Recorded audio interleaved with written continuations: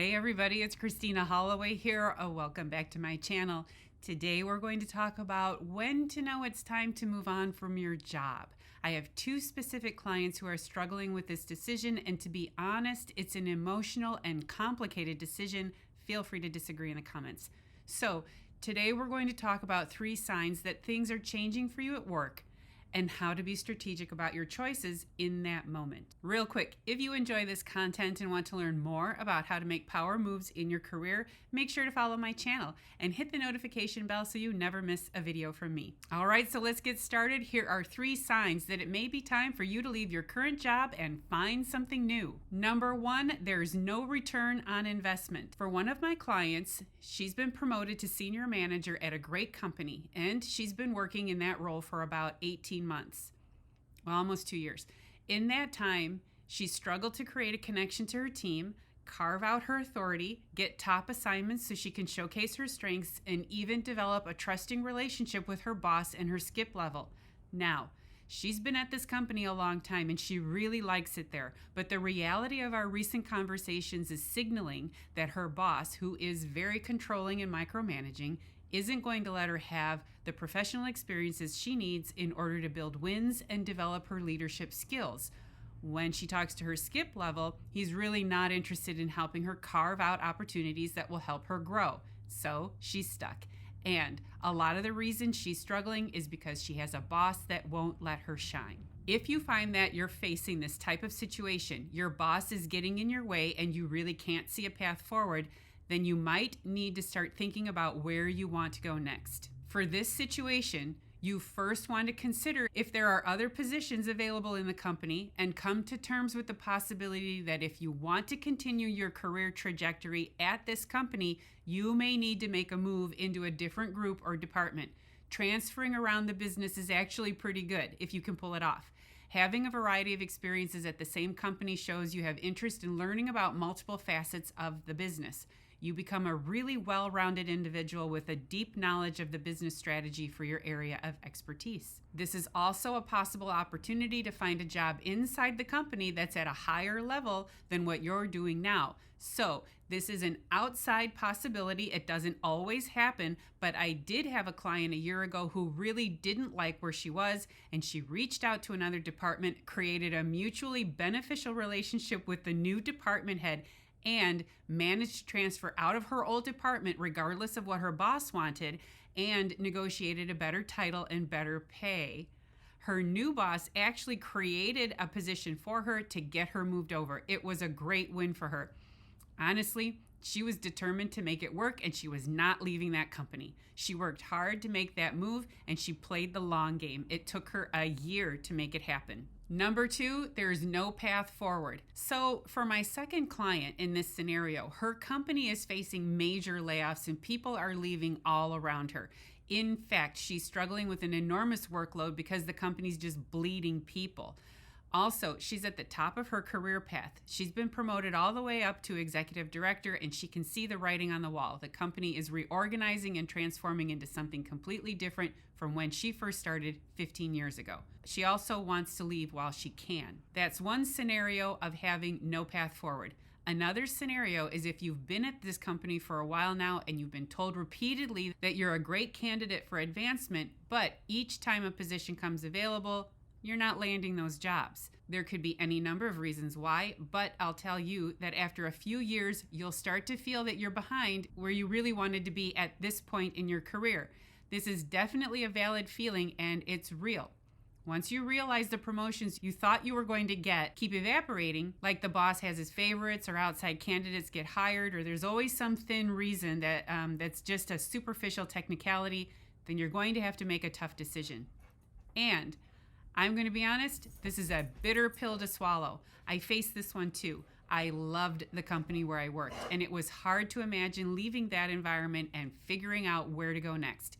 Maybe you work with great people. You love the culture. You imagined great things for yourself there, or you were learning great leadership skills. You invested a lot in your career development at this company, and there's just no path forward. Since this is happening to my client, her option is to consider leaving the company. When you start to realize this is your situation, it is important to start the process of putting out feelers. Do it early. You can be stealthy about it.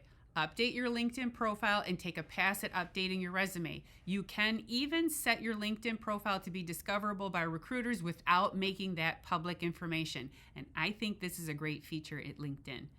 You also want to start the process of talking to recruiters and agencies on the side. For this scenario, if you see the writing on the wall, you need to be prepared by having a system in place of creating an opportunity network so that you can move when the timing is right. Now, the reason I say to be stealthy here is because, like my client, if the business is in the middle of transition and people are all leaving, you could get caught up in some political maneuvering, like your boss could find out and make it difficult for you to leave, or something like that. What we want is for you to start putting out feelers to colleagues, friends, and acquaintances, and just ask what it's like to work at those companies. You need to nurture these relationships and come across as someone who's just asking around to see what's out there without putting too much pressure on yourself to accept that you need to leave a place that you really like. When my clients decide that they're ready to leave, this is how we approach this situation.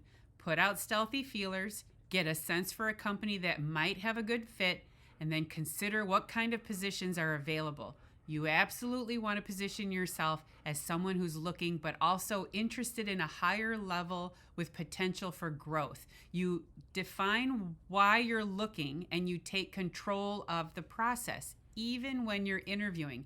Empowerment comes from looking for a job while you still have a good one. Number 3, you can see greener pastures ahead. For my clients who are sitting in overwhelm and struggling to figure out how to manage their time and deliverables more effectively, they will ask me if this is normal, and my answer is usually no. This level of overload and overwhelm is not normal. And it's usually at the halfway point of a 6-month coaching engagement that my clients will have an epiphany. Why am I working this hard and killing myself at this job when no relief is coming? For this scenario, they will also come to me and mention that they found a job or someone recommended a job opening and that they should just talk to them to see if it's a fit. These are great situations, and they happen more often than you would think. About halfway through the coaching process, the client decides that continuing with this work is futile, and at the same time, a new opportunity just lands in their lap. Is it serendipity? Maybe. But I also think that once someone comes to the realization that there's got to be something better out there, especially if they've been working with a coach and things really aren't evolving the way they expected, then new opportunities tend to present themselves once they pick their head up and take a look around. Now, if you're facing this situation where you're frustrated and stuck in overwhelm and asking yourself how you're going to build your leadership skills to overcome this situation, or just try to find some measure of work-life balance, something that you had before but it's gone now, then definitely take a look around. This is another situation where you might feel like you need to keep working harder to fix the situation. It's the sunk cost paradox. If I keep pouring all of my time and effort into fixing this quite bad situation, it will get better eventually. Sometimes, but many times it does not. And for your own sanity, you should consider what else is out there. Don't try to convince yourself that all this hard work is going to pay off, especially if you don't actually have a career development plan in place so you can see when this situation will change or when you get rewarded with that promotion and raise. If you're facing burnout, always take a look around to see what other companies offer in terms of healthy work environments and rewards for exceptional work output. You cannot stay at a company that relentlessly drives people forward to exhaustion without compensation and recognition for that effort. It is unsustainable. All right, so that's it for my video on how to know when it's time to move on from your job so you can continue to build your career. If you have examples, what happened at work that made you realize you no longer had a path forward, please share your experience below. I'd love to hear about it. And if you enjoyed watching this video and you found it helpful, please make sure to give it a big thumbs up by hitting that like button, and make sure you're subscribed to my channel so you never miss another video from me. Thank you for watching, and I'll see you in the next video. Bye.